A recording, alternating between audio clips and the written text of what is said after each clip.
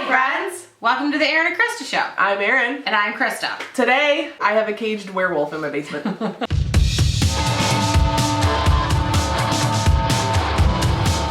I clawed Erin's arm off. Today we are doing the third installment in our special effects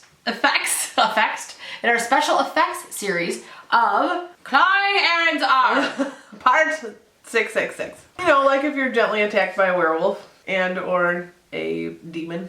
So we're gonna do a walkthrough, a tutorial on how I made this happen. And like we said, this is the third installment. We've also done a burn and a bite, a vampire bite to be specific. And so we hope that you guys like them. If you like these videos and you like videos like this, please remember to subscribe on our channel. Subscribe!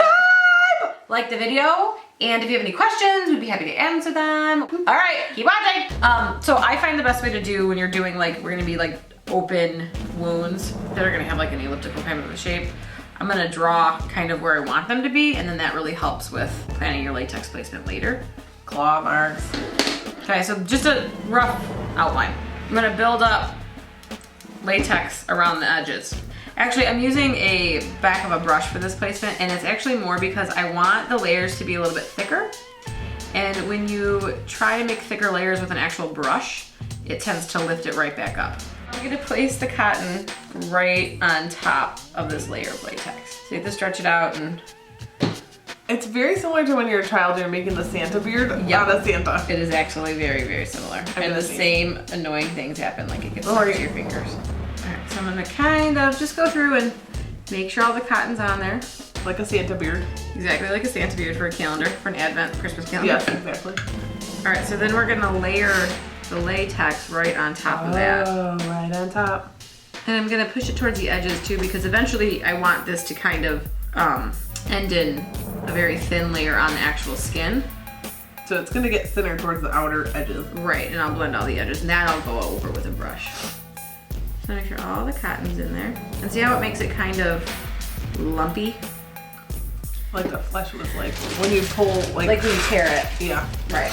Which I'm gonna pull it back a little bit. So now I am gonna take a brush and just feather these edges. And sometimes you need to pick it up a little bit if there's too much.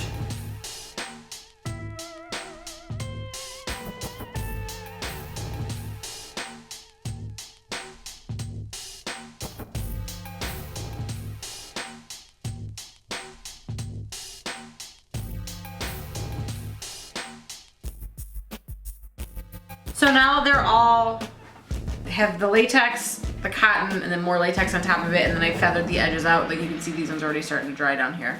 So, but I am gonna go over it just for the sake of time. Blow dry it.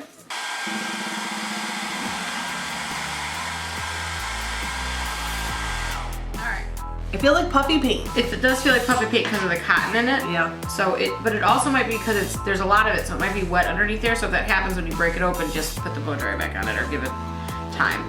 But I'm gonna lift these centers away from her skin. It hurts when you have arm hairs. Yes, it does. But I do want this to dry more like everything not dry underneath. You just don't want those edges to look too perfect. Right. The claw would make a jagged edge. Exactly. So I'm gonna go back over this a little bit because it's still damp underneath. So now what we're gonna do is I'm gonna powder the area because I don't really want the wax or the stuff to stick to anything else anymore than it is. I'm doing it with the air spun loose face. All right, foundation. I'm gonna use this really fun sponge. Hey, look at that. Actually, I'm just gonna place it and then I'm gonna go back over it with that busted beauty blender that we have. You want to make this the color of your flesh.